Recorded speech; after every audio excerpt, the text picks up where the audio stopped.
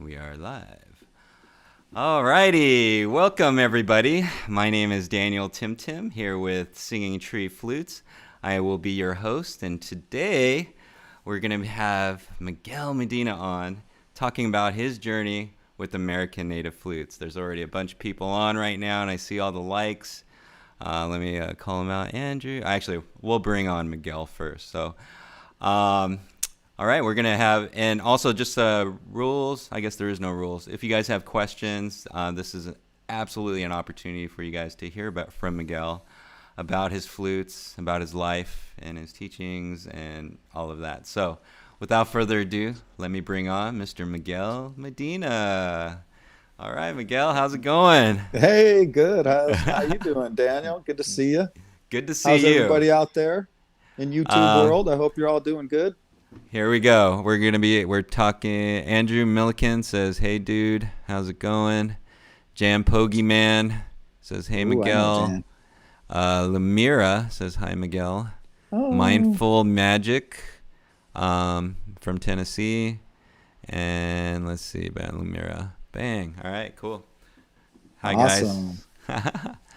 All right, Miguel. Here we are. I know we've known each other for a few.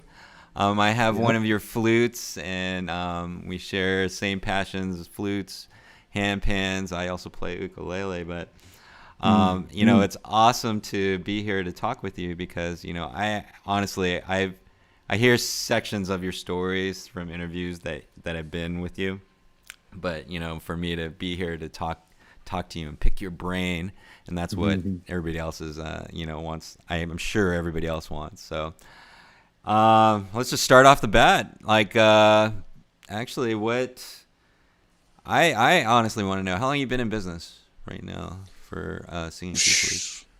Well, so first off, I'm not super great at math, but I no, I'm pretty good at math. I just never keep track of stuff like that. But I think we're right around 25 years. I must have, Whoa, wait a yeah. minute. Oh my God, I didn't know it was that long. Wow, Yeah, 25 so I years. must have been around 22 years old, right around there when I started, 23 maybe. Yeah. Oh my Yeah. goodness. It's been a while. This is the question that comes to my head. 25 years. God, how many flutes do you think you've made in this Okay, time? No, seriously, what do yes. you So think? I I'm actually totally mathing you out. I just like, it blows my mind so because it's. so I started numbering them in the year 2005. So since 2005 I have over 6,000, and I probably made 10,000 easy before that, because back then I just used to crack out like bamboo flutes, all sorts of flutes that were super fast and easy to make. And I cracked out some flutes the first few years for sure. So Wow. yeah, Wow. That's awesome. And now yeah, it's a 25 lot. years. I didn't know that. Miguel, wow.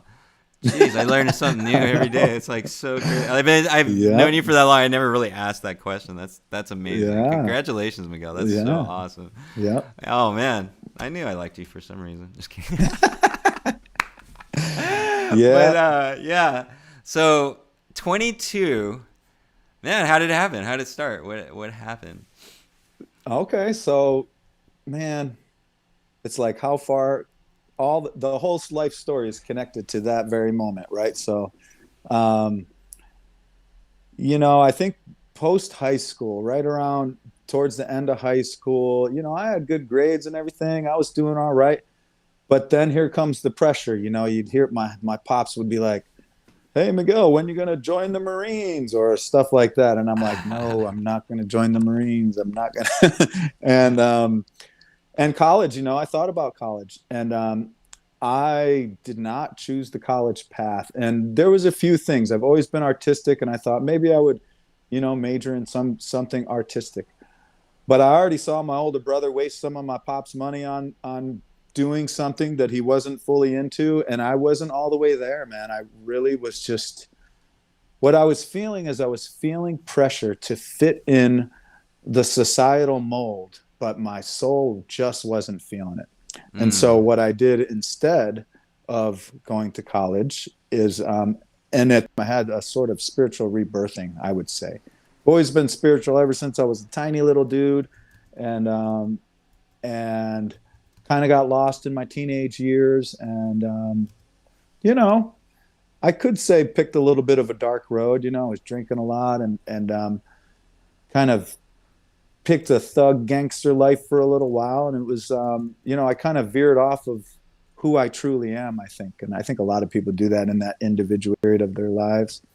But I veered off, and then, I kind of got into this kind of deep depression, and then came out on the other side super spiritually inspired, and with different outlooks on things, and different things that I started experiencing basically by meeting these kids that were a little bit younger than me, still in high school, but they were all into this Grateful Dead and all this stuff. And they started getting me to go to these Grateful Dead shows. And I was like, it changed my world. I'm like, dudes hug? That's amazing, man. And I was like, man, and I really was just into it. And then all the new spiritual concepts that I was introduced to. And so lo and behold, there's Dead Tour, and then there's Rainbow Gatherings, which I got really involved into, which started in the late 60s. Yeah, that was really cool. But that is what got me on the road to want to travel, right? Mm-hmm. And so, like I said, I was always artistic. And I started traveling west and then coming back. And sometimes I'd work a little bit, make some money, and then I would, for the summer, maybe that could last 4 to 6 months, travel back east. And during this time, I learned to craft different handcrafted items, dream catchers, hemp jewelry, sometimes hand-sewed clothing, leather bags, different things that I would sell along the way. And I'd stop at flea markets and get an old beater van and, make it into a little home, a little camper van, and just travel for the summer. Wow, and so, that's so awesome. Yeah. And so that's where... on that journey is where I found my Native American flute, my first Native American flute. And so that was like I said, I was still in my early 20s, and I was traveling up to Albuquerque, New Mexico. I spent quite a while over there, and there was these kids in college there, and we all became friends and hung out. And I remember some of the crafts that I was making.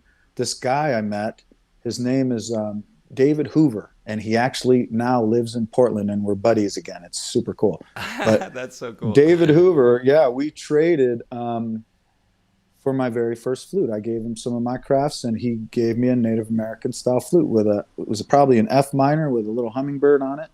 Do you still have it? And that was it. Do you still have it? I have no idea where that went. My goodness. That would be cool. That was it. So he gave me that. And then within like a month later, I went up north to Santa Fe, New Mexico. That's just a couple hours north of Albuquerque. Mm-hmm. And at that point, it was only, say, a month or so, and I was already playing good melodies on this flute. I learned, the basics and started jamming out on this thing, and I loved it. And then I was at this place called Trader Jack's Flea Market in Santa Fe, New Mexico. And it's like a world-renowned place where people buy gemstones and all sorts of artistic things. And so I was vending my wares there. I saw this guy. He had a cowboy hat on. He had long hair. He had a 5-year-old boy taking a nap in front of his booth on a buffalo robe, just sleeping there. And he had all these flutes on display, just this stand of flutes. And I just went over and said hi and just started playing. And he basically said, he's like, man, you play really good. If you learned how to make those, you'd really be able to sell them. And so why don't you come to my house? I'll teach you how to make them. Right. And so, of course, I was like, heck yeah. And I went. And so he lived in Del Norte, Colorado. And that's, again, probably another 3 hours north of Santa Fe, southern Colorado. And that is where the journey started. Woo! Woo. And that's I'm just taking a breather because it's a crazy story. It's a long story. We got some time. Actually, let's take a breather because we have some people that came on. They said, actually, I have to go back up the comments here. Tommy Graven says hello. Tim Norris says hi all. Samson Sun Eyes, blessings. Justin Rolfson says good evening all. Tommy Graven again says Miguel is a legend. I agree. Uh, I don't know what this means. Jam Pogi Man says 6116 plus more. Does that mean something? I bet you that's the number of the last flute that he Ah, purchased. okay, there you go. All right, all right, all right. Oh, and yeah, okay, there it is. There it is. All right, cool. At Miguel Medina, who has the flute number one? That's the first question. Ooh, I'm gonna put this on the screen. Oh man. Oh, who has it? Or where is it? Well, so I don't know where flute number one is, but interestingly enough, the very first drone flute that I have that I've ever made is actually downstairs in my house right now. And there's a guy named Noel who I've known for probably 24 of those 25 years.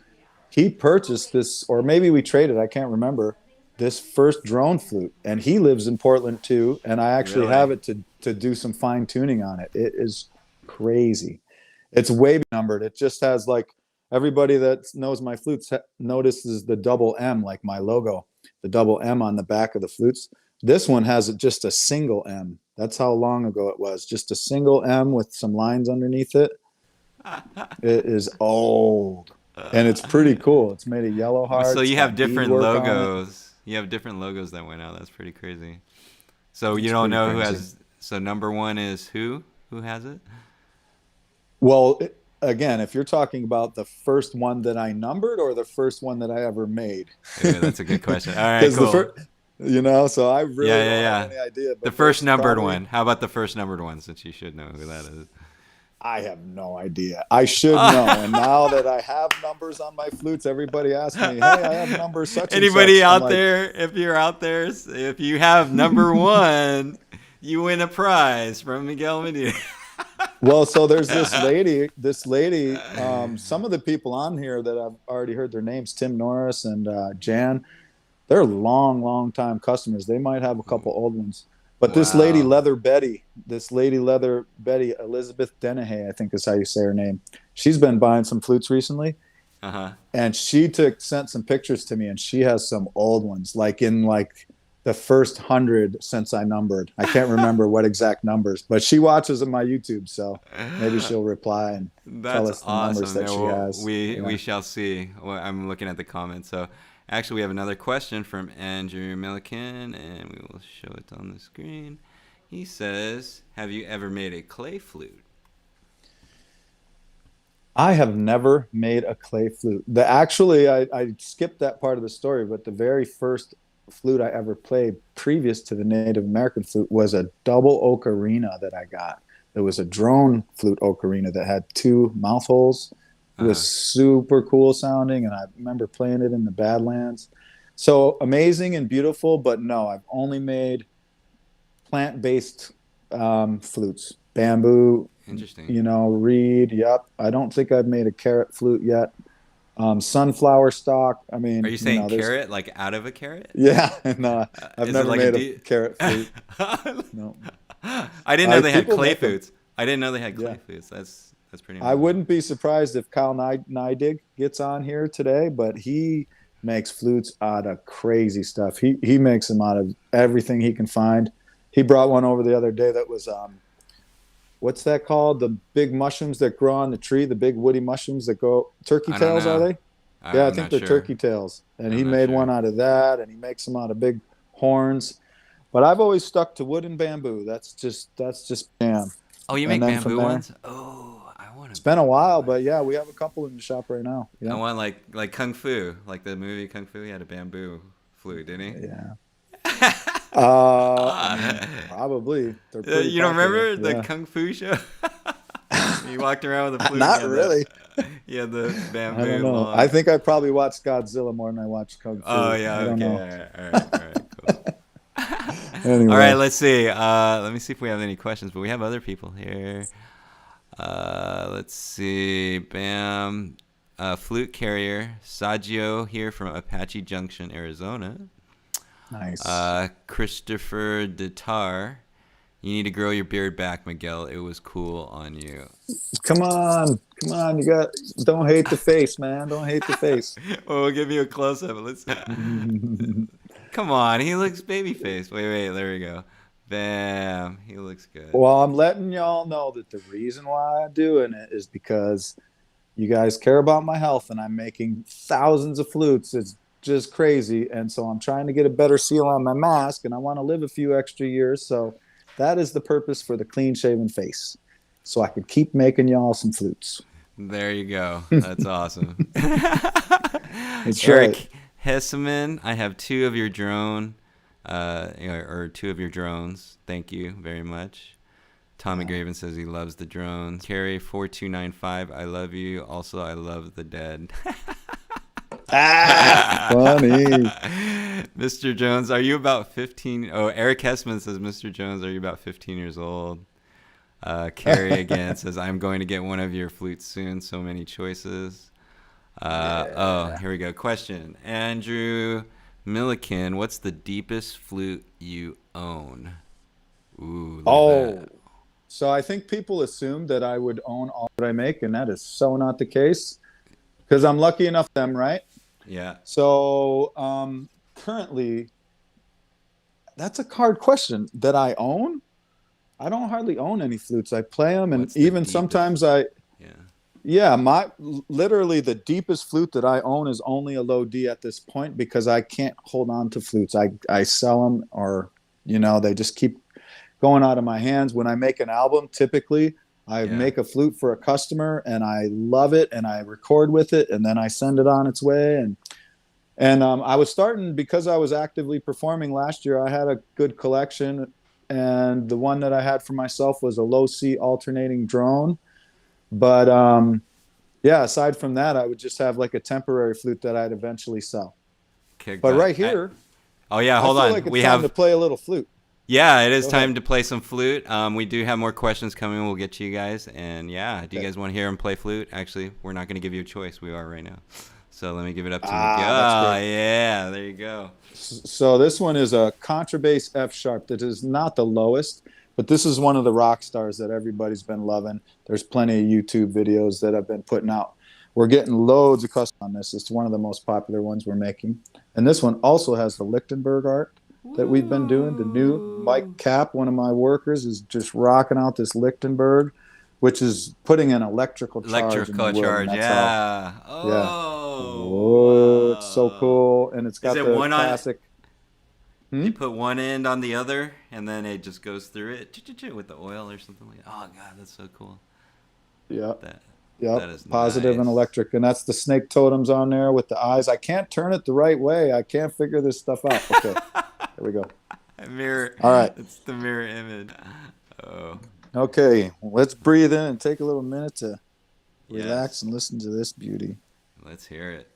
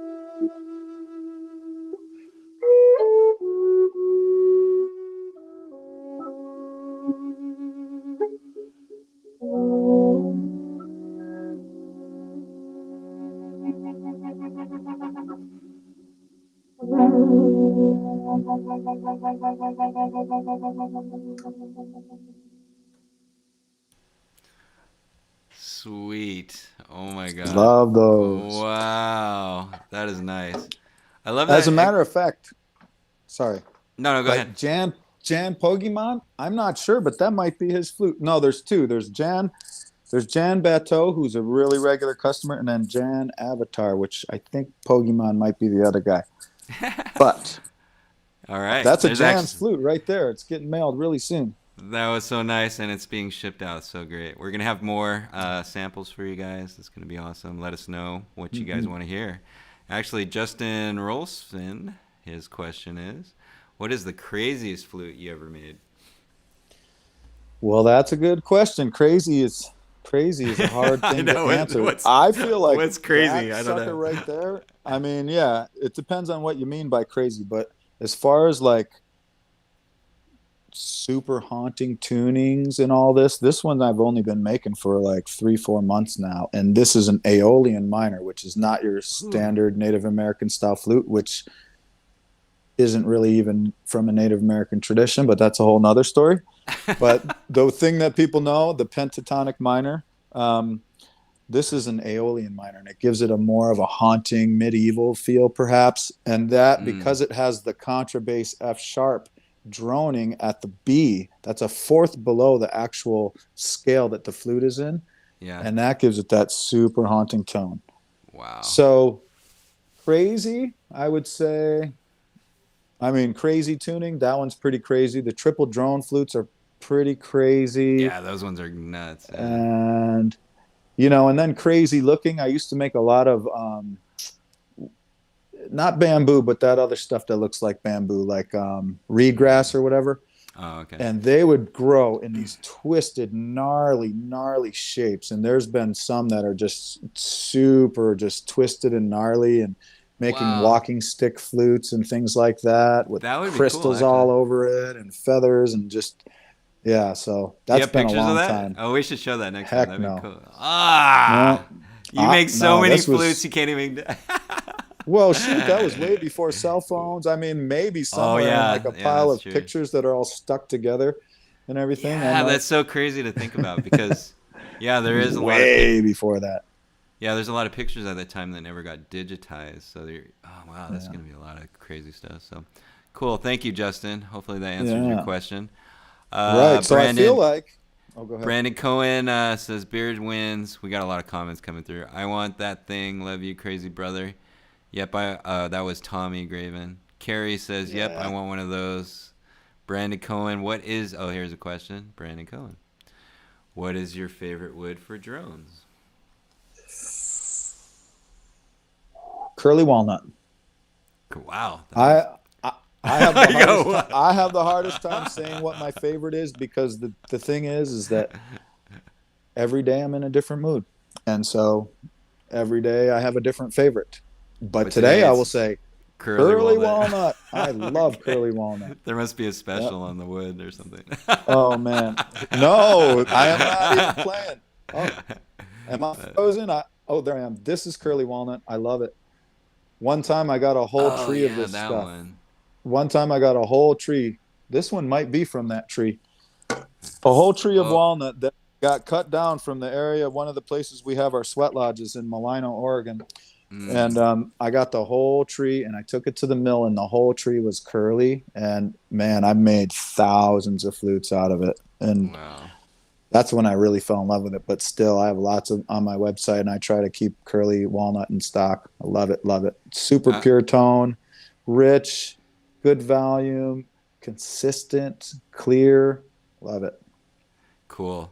Hey, we're just gonna continue with the questions. Is that a cool, Miguel? There's a lot of comments and questions, so I want to definitely get these answered for these guys. So Okay. cool. Let's see. We went to Jampogi. Oh, here we go. Miguel, do you make low bass flutes or contrabass in hardwoods? Yes, I do. Currently, I am selling a contrabass. Well, it's just a contrabass F out of myrtle wood right now. Poplar is a hardwood, and so yes, I just recently sold which is still on my website. I think I was made to order a curly walnut single contrabass D, which is the lowest that I make. And drone flutes, yes. Well, if you know my YouTube channel, you've probably seen that contrabass curly walnut whale drone flute. That thing got a lot of views. Had Wow. tons of inlay, abalone inlay. And so you're getting heavy at that point. That thing had ebony end caps. That's heavy wood, ebony mouthpiece. Curly walnut's pretty heavy. And that's the lowest I make, contrabass low D. as a drone, it's super, super, it's getting to the point where, like, if you wanted that out of ebony or something, I would highly recommend not doing that because it would be like 12 pounds probably, which is a lot for a flute. Yeah. Awesome. All right. Let's see. A lot of comments. Thank you guys for the comments. Just keep them coming. That's why Miguel is here, right? To Yeah. answer your questions and tell a little story. But you guys have more questions than Yeah. you want to hear about the story, so that's awesome. Yeah. Um, Well, I can always respond later because I like to tell stories. I know, I know. Here, wait. Actually, we have Mindful Magic has a question. And what do you think you were drawn, or what caused you to play the Native American flutes initially? All right, there, here we go. This is now goes into your story, so here we go. Okay, so I'm going to pick up kind of where I left off and add the answer to that question. So, picking up where I left off, it kind of just came into my life. And so, when I talk about my spiritual path and when I talk about, sort of being rebirthed, so to speak, one of the things that is really big for me is going with the flow, trying to do my best to stay out of my own way and to be led spiritually by spirit. And I give very little thought to what I'm going to do. And I'm not the type of personality that plans things too much. And I kind of do my best to keep this out of the way as much as possible and just be led, right? From my heart, from my gut. And when I'm traveling, and that was one of the most beautiful things about traveling, is as you're traveling, it seems like every day is spirit led. Every day is spirit leading you to your next answer, your next adventure, your next thing that you're supposed to do, your next purpose, all of that. And so I would say that the flute found me. And yeah, playing African drums already at the time, and I didn't start playing music until I was a late teenager, and then I got into African drumming, and just I loved music. I've always loved world music, ethnic music, not necessarily like radio music, and tribal music. And so the flute came into my life, and I've heard it a few times. And of course, I was like, I want to play that. And then, like I said, put that out into the universe. And next thing you know, David Hoover, we traded for my first flute. And so that's how it came. And then again, the making of the flutes is where I left off before. So I go to John Ginther's house. His other name is called John Eagleheart. And so I didn't know what this was at the time, but John Eagleheart was also a pipe carrier. And so that means in Native American tradition that he has been right to conduct Native American ceremonies. And he carried a pipe for the people, which means it's his job to pray for people, to help people, to hold ceremony for people when they need it for various different reasons. And so he also was given the right to pour sweat lodges. So I went to this guy's house, didn't hardly know him. He probably wrote an address on a piece of paper. There was no GPS or anything like that. I jumped in my van and I drove to Del Norte, Colorado. And I can't even remember how I got there to his actual house because he lived like bordering the national forest, and you had to ride like 10 miles down a super bumpy gravel road that you could only go, probably 10 miles an hour on. And it's all sagebrush and juniper trees and golden eagles everywhere. And I pull up to his place, and he lived in a just a real primitive house that he built out of all reclaimed wood and kind of half earth shipped too. Bunch of car tires, piled up on the outside of his house Uh-huh. as a wind block. No electricity, no running water, very primitive. And he lived there with two kids and a wife, and they still used an outhouse outside. And in the winter, same. It was very, very primitive, and I loved it, right? And so then he said, "Hey, man, if you want to get out of the van for a while, here you can stay in my teepee." So he set up his teepee, and I spent about a month there learning how to make flutes. And Wow. in that time, he also, like I said, poured sweat lodges, right? And Yeah. so that was the first time I was introduced to what a sweat lodge was.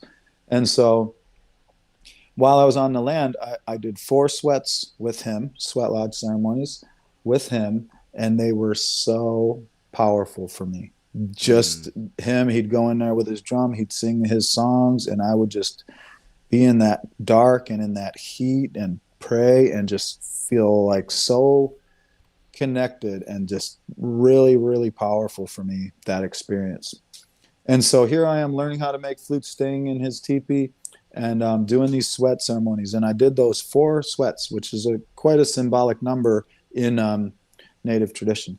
And every time after them sweat lodges, I would go on a spirit walk, and just kind of, I mean, I was really deep into this spiritual kind of place at that point, and did a lot of meditation too. And I remember I was into like spirit guides and things at that time. And so I'd leave that sweat lodge, and I'd kind of look across the horizon, and I'd see, like, I would imagine like a spirit guide or something standing over there that looked kind of like an Indian man, and and I could like visualize that pointing in a certain direction. And so then I would, after that sweat lodge, I would visualize that, and I would walk whatever direction I thought that spirit guide was pointing. And each of them 4 sweats, I did a walk after, and each one I received a gift.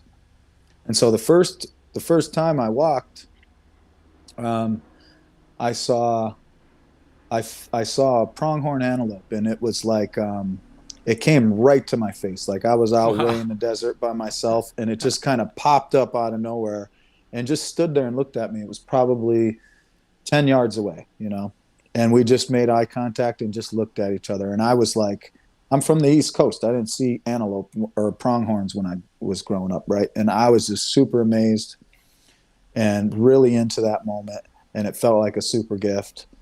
Walked back feeling all inspired. And then the second sweat, I actually found a pronghorn horn, an actual shed of a pronghorn horn.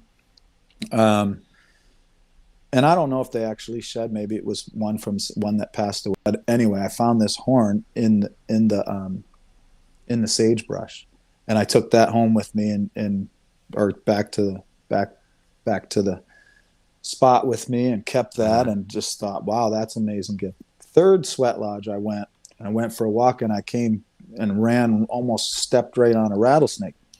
And that was the first time I saw a rattlesnake, and I was so excited. It was super meaningful to me.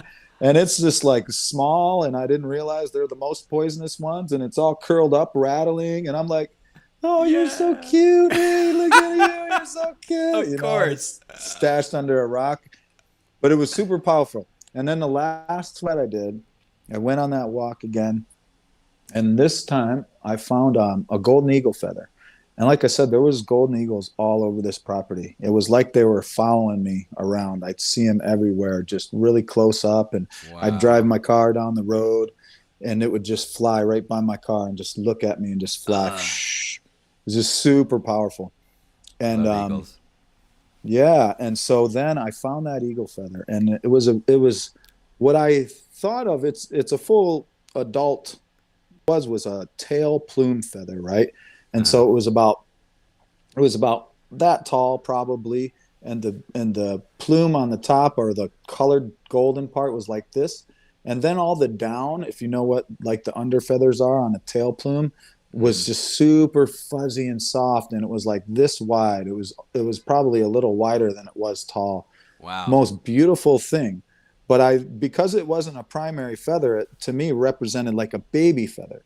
Mm-hmm. And what it represented to me was like a birthing of something new coming into my life, which was the birth of Singing Tree Flutes and the birth of these native ceremonies. And so since then, this is a little side note. I have a spiritual name that was given to me, however many years later. I guess it's been 18, 20 years now since I've had that name. But Francis Cree from the Turtle Mountain Reservation gave me a name called Strong Eagle. Songi Ganua Nini. That's how they say that in Ojibwe. Wow. At the very first dance I was given, that I danced out there, one of their ceremonies. Anyway, so that's what that represented, and that's how my flute journey started, and my journey with Native American spirituality and all the people that I hang out with now and are become my family, you know. No, that's awesome. Actually, it answered a lot of the questions. Thank you, Johnny Lifford. I think that answers your question. He basically asked the same thing. And here, I'll read it, hopefully. Where are you? Hey Johnny. And actually, Carolyn Cantor actually asked, "Where did your inspiration come from for your company name?" And you just said it. It was pretty awesome. I was like, "All right, there you go." Mm, yeah. And yeah, and then let's see. Wait, hopefully I didn't miss another question. Miguel, I would love to know how you found the flute. That was from Johnny. How you found the flute and what drew you into it, and you just said that story. That was awesome. Good job. You That guys was a are good on. You guys. that was You a, guys are connected. That's so cool. Here we have a question. Oh yeah, this one's actually really good. Johnny again. You guys are connected here. Hey Miguel, can you tell us what's next for you? What's the next chapter for Singing Tree Flutes? Also, what music do you listen to outside the flute music? I say, answer Oh, okay. the music question first, then answer the goals. Okay. Okay. So the music question first. Okay, what kind of music? So again, I listen to a lot of my own music. I do. You I fall do. in love. It's Fall in love funny with your. thing. Well, the funny thing is I listen to probably less music than a lot of people do. I don't listen to a ton of music because I'm in the native culture. Of course, I listen to powwow music. We sing ceremony songs all the time. I'm also like a lead singer on a native drum, Mm-hmm. like, and so Oh yeah, big yeah, ceremony drums, yeah, and we yeah. do a lot of that. We're actually going to do some Saturday, but world music, I would say more than anything. I love handpan music. Kabe Cow is just amazing. Of course, I love Bob Marley. I mean, of course, I Oh, love Bob Marley. of course, of He's course. super inspiring. Yeah, Mike yes. Love, like some good Mike reggae is Love. always my. I Oh, love Mike Love, oh, I man. love Mike Love. Oh, Oh, he's so yep. good.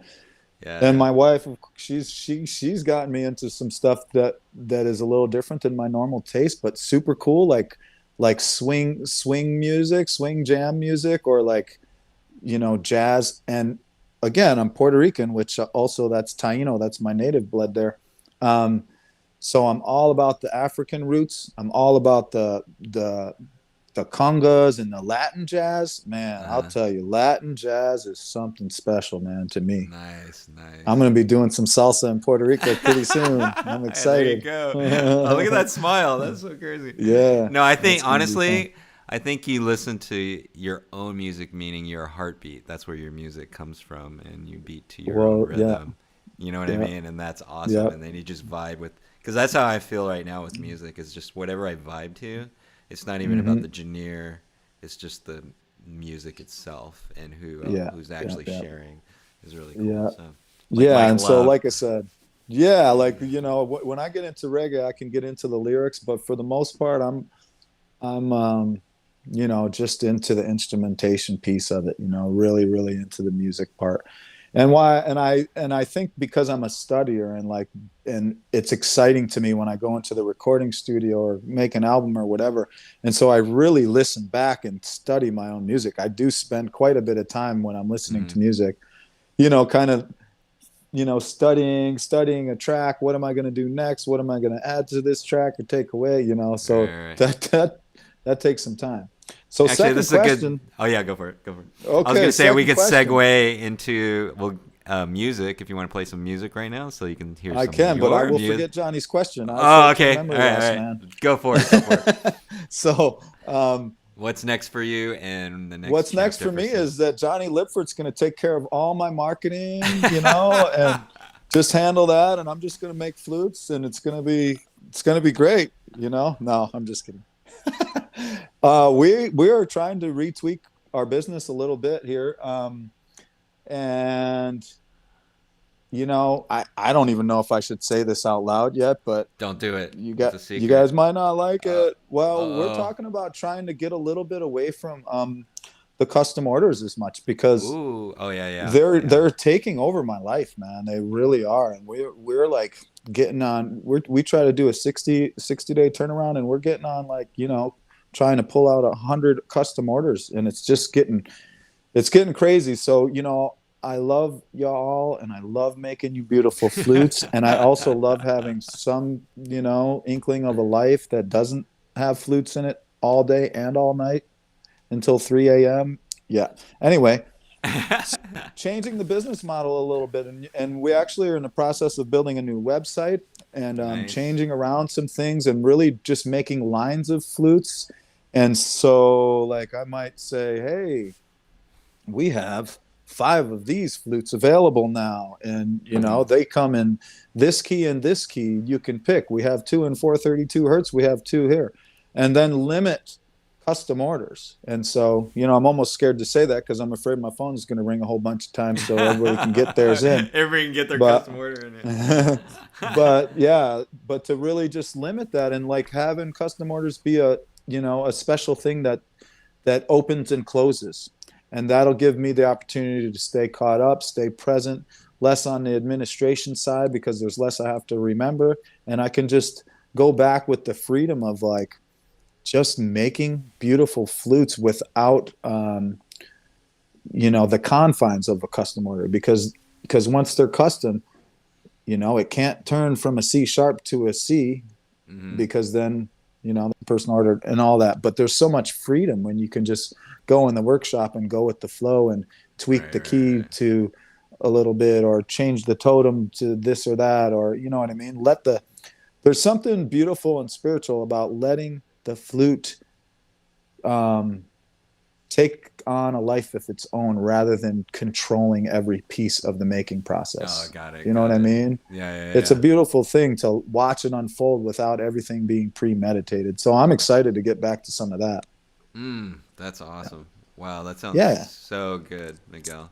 And Thank you, man. that's important. You make amazing flutes, but yeah, it does sometimes take a toll, and I know that from some of the makers of other instruments. Yeah, it's crazy to make. So so Yeah. so I give it up to you Yeah. guys. You know what? You guys, it's amazing, but you have amazing instruments out there, and that's what you Hmm. do. And but Hmm. you can't just do it forever, so that kind of sucks. But we'll Yeah. figure it out, right? We're gonna have like some good Yeah. business stuff to do. But Yep. anyways, let's see, where are we at now? Oh yeah, let's hear a flute. I want to hear some music. Yeah, I'm ready. Let's do So it. we're keeping it pure. And that's the one thing I'll say real quick is that, we talked earlier about, oh, what's your favorite flute? And man, that drone flute that I played, it's so triple drone flute, so awesome. But it always goes back to, especially with accompaniment. When I personally love the purity and clarity of a single flute, just a basic Native American style flute. Hardwoods particularly like, and whether it's Aeolian minor, because if you know me, you know that I like the Native American style tuning, but I get really excited about trying all the different tunings, Arabian tunings and Anasazi tunings, and the Aeolian minor is one of my favorites. But that purity of a single flute, and most people when they first learn, they're drawn to the lower tones, but I love a B flat, A minor, that range to me, because it sings. It's almost like you're calling out to the spirit world. You can take it outside. You go to the Badlands with one of these, and it's going to be singing back to you. And so I just love. This is a what is this? A B 432 hertz. Gorgeous, Nice. gorgeous. It's in Mapleboro. I'm trying to show you, but I can't find it.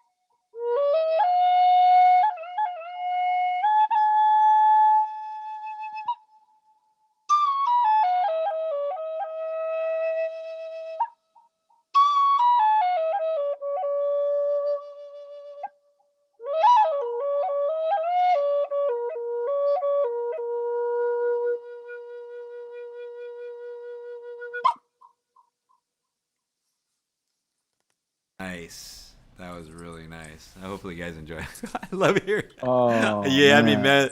you had me mesmerized. I was like, oh my goodness. Yeah, I love it. I love it. I So can do it good. all night. Yeah, I I hear can do it you. all night.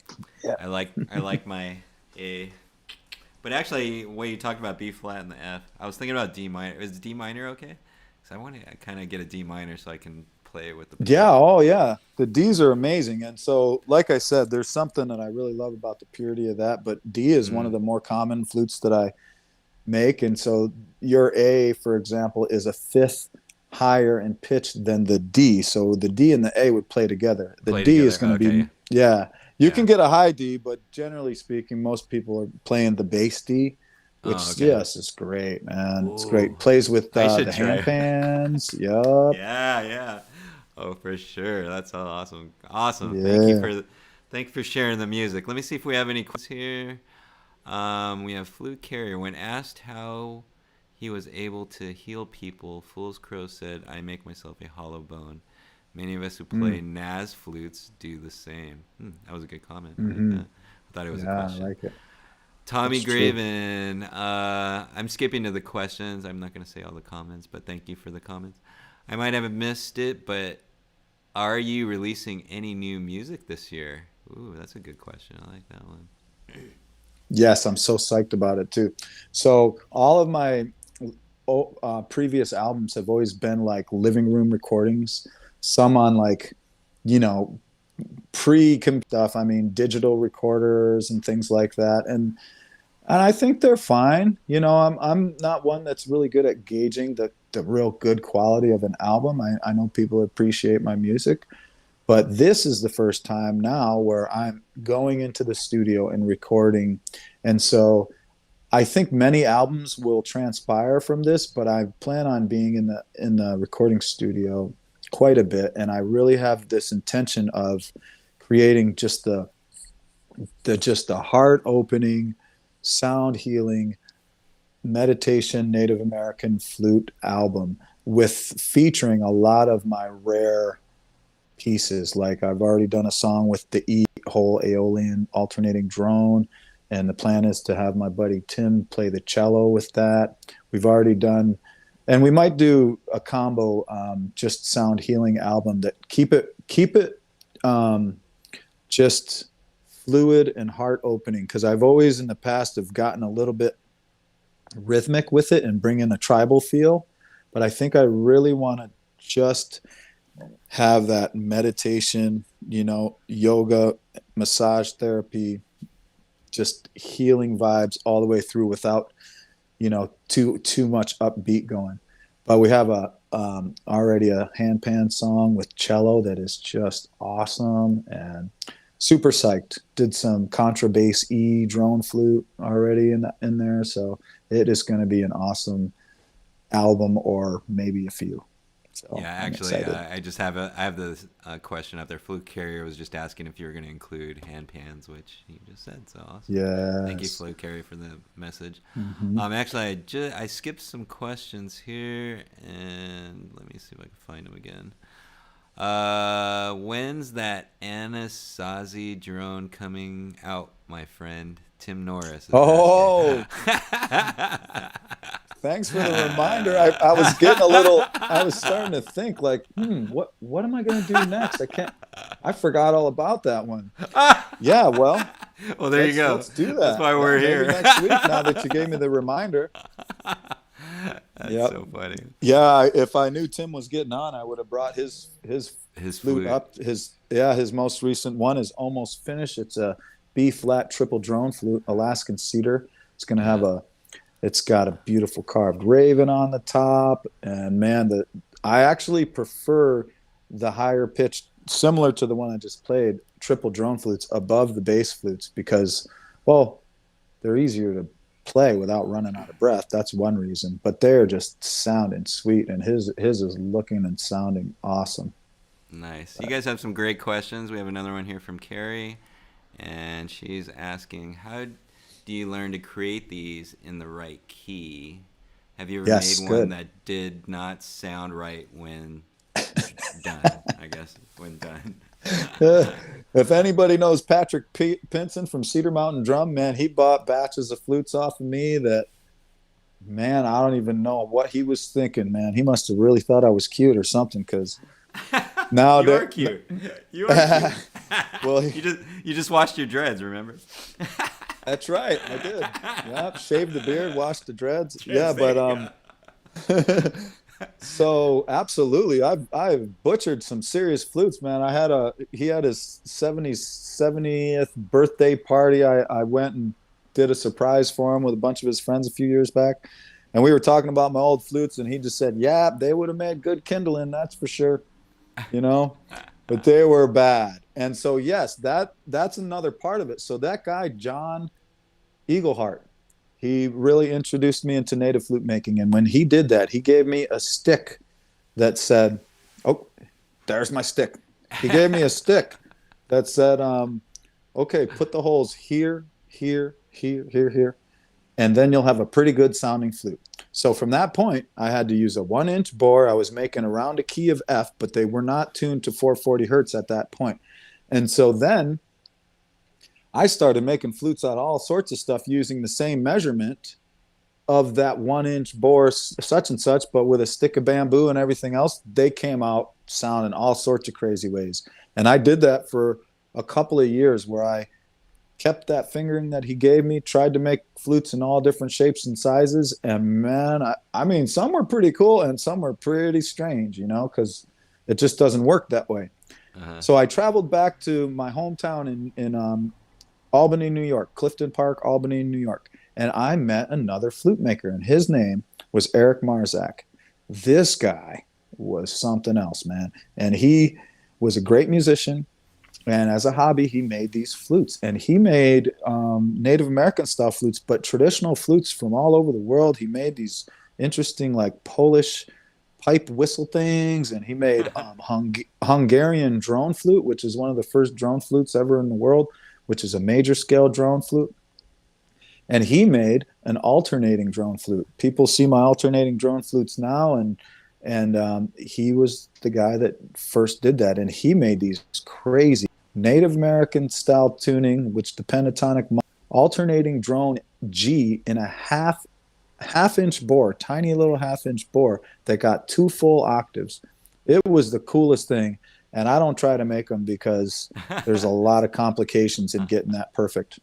But so that's where he started teaching me how to tune with a chromatic tuner. And from there, I spent the next 2 to 4 butchering flutes.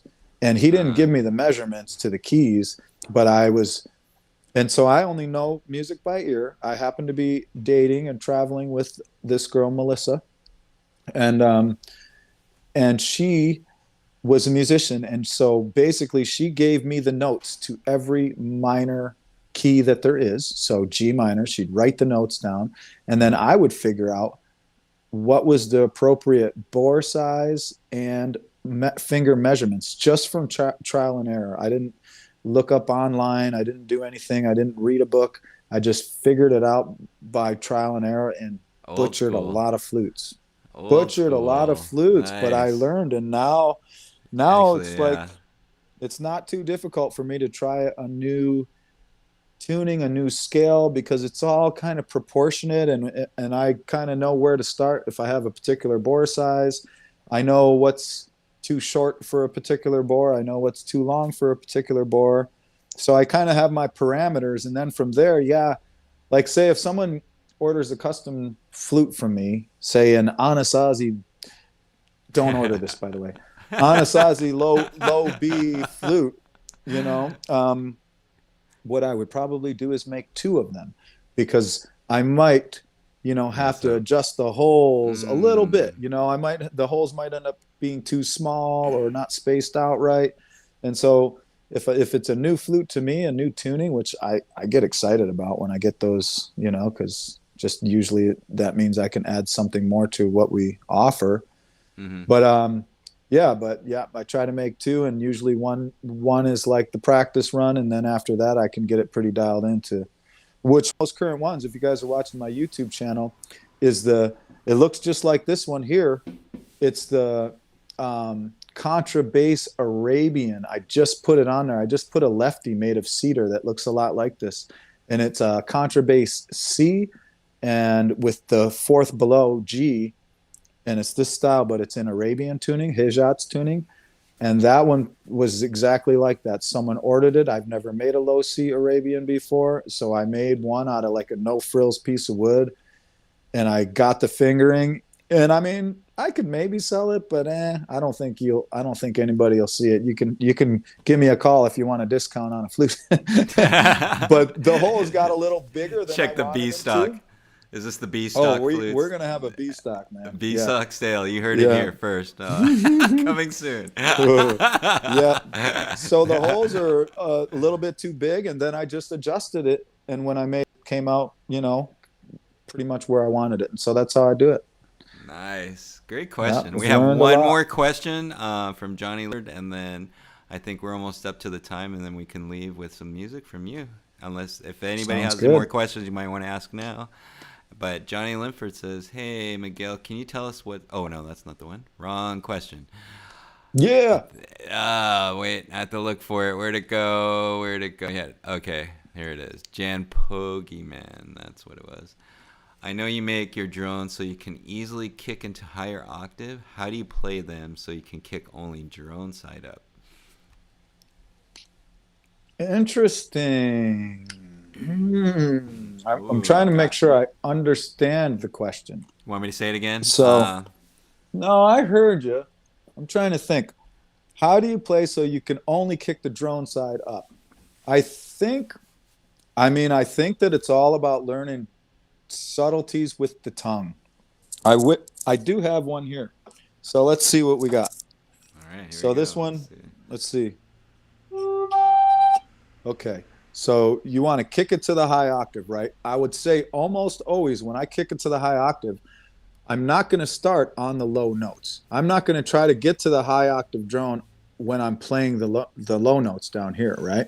I'm going to try to get the high octave note when I'm playing the high notes. And once that I have it kicked to the high octave, I keep the breath pressure on so that high octave note can stay, and then I lower. But you don't ever do the T sound on the lower notes, because when you do the T sound on the lower notes, you're likely going to kick the six hole side into a high octave register that you don't want to do. I think that makes sense. I'm going to try to play so you can see my fingers here. I'm not going to put the mic on, but okay, so this is what I'm trying to say here.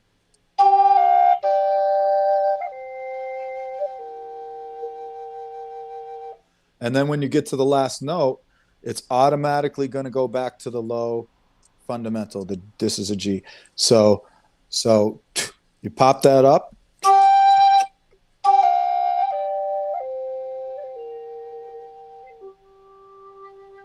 As soon as you get back to that low one, it's going to go to the low. And then if you don't use the T sound, you can also get it to drone all the way up the scale without using the high octave.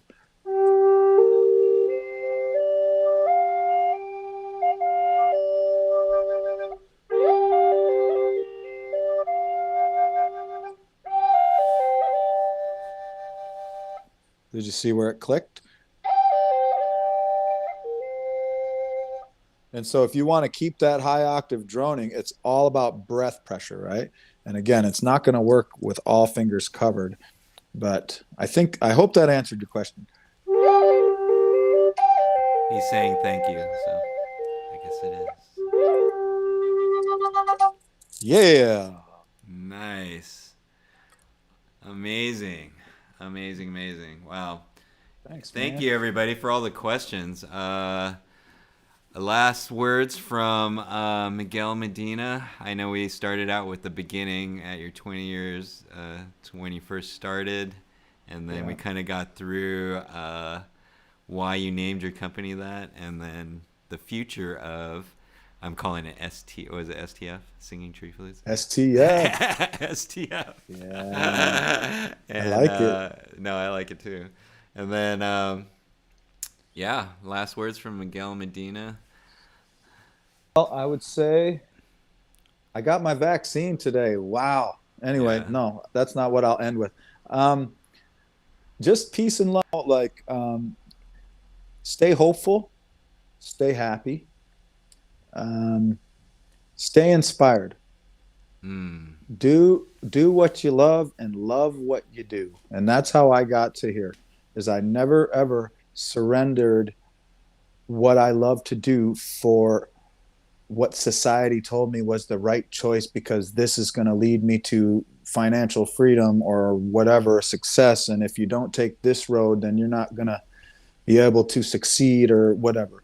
If you are true to yourself and you do what you truly love, do what's in your heart, and you stick with that and you live that, and you, if you be that, you know, then of course you're going to be successful. Of course you're going to be successful. Your whole world will become Mm. you. It's just extensions of yourself. The way that you make money, the way that you live your life, that is not an unattainable goal. You just have to have faith and trust and keep walking in that direction. So love and blessings. Do what you love what you do all the time. Nice. Are you gonna Health and healing.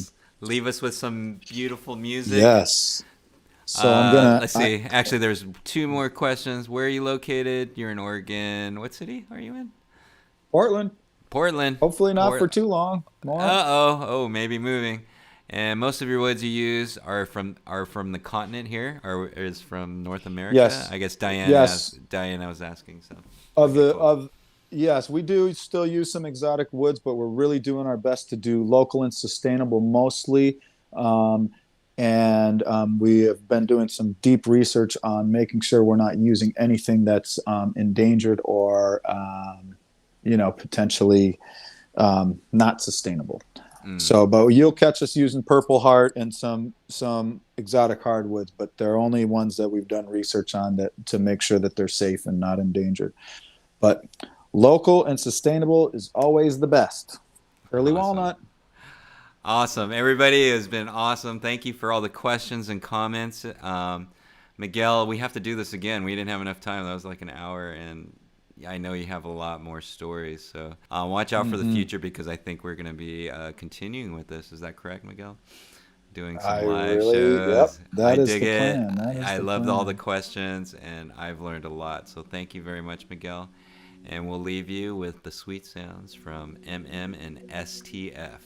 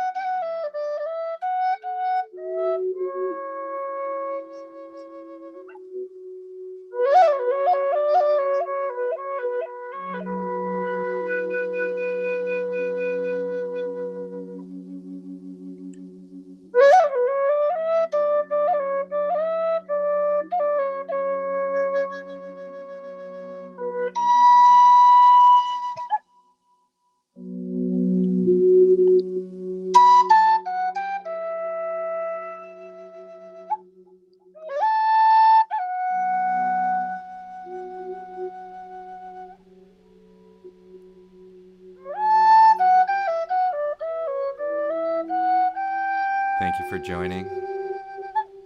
Namaste. And don't forget to breathe. Enjoy.